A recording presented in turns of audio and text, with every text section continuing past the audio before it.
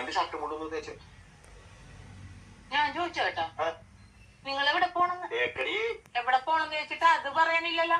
അതല്ലടി, മലയാളത്തിലല്ലേ പറഞ്ഞത് തേക്കടി. നല്ല സൗകര്യമില്ല. ഇംഗ്ലീഷിലല്ലല്ലോ പറഞ്ഞത്, മലയാളത്തിലല്ലേ പറഞ്ഞത്. പറഞ്ഞാൽ നിനക്ക് മനസ്സിലാത്തിന് ഞാൻ എന്ത് ചെയ്യാനാണ്? നിങ്ങൾ എവിടെ പോണ?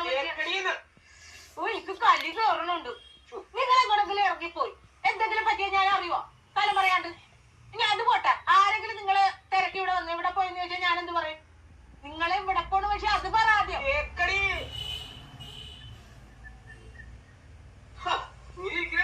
റെഡിയായില്ലേ?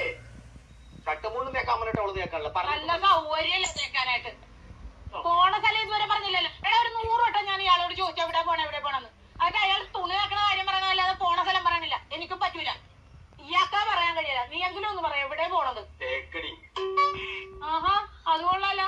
ദേ ഒരു കാര്യം ഞാൻ പറഞ്ഞേക്കാം, എന്റെ കെട്ടിയൻ എന്നെ ഇടിപൊടിന്ന് വിളിക്കും. എന്നിട്ട് കണ്ടവന്മാര് വീട്ടിൽ കയറി ഒന്ന് ഇടിപൊടിന്ന് വിളിച്ചിട്ടില്ല, അടിച്ച കാരണം വിളിക്കും. പറഞ്ഞാൽ മനസ്സിലാവൂല. അതാണ് ഞാൻ പറഞ്ഞത്. ഞാൻ പെടാപ്പാട് വെട്ടിയിരിക്കുന്ന നിനക്ക് എന്നാ കാര്യടാ എന്നെ ഇടിപൊടിന്ന് വിളിക്കും? ഞാൻ ഒരു വട്ടം പറഞ്ഞു, ഇനി ഞാൻ അടിക്കും, സത്യമായിട്ട് അടിക്കും ഞാൻ. മനസ്സിലായില്ലേ ഇപ്പൊ പറഞ്ഞത്? പിന്നെ പറഞ്ഞാലല്ലേ മനസ്സിലാവുള്ളൂ. പറയട്ടെ.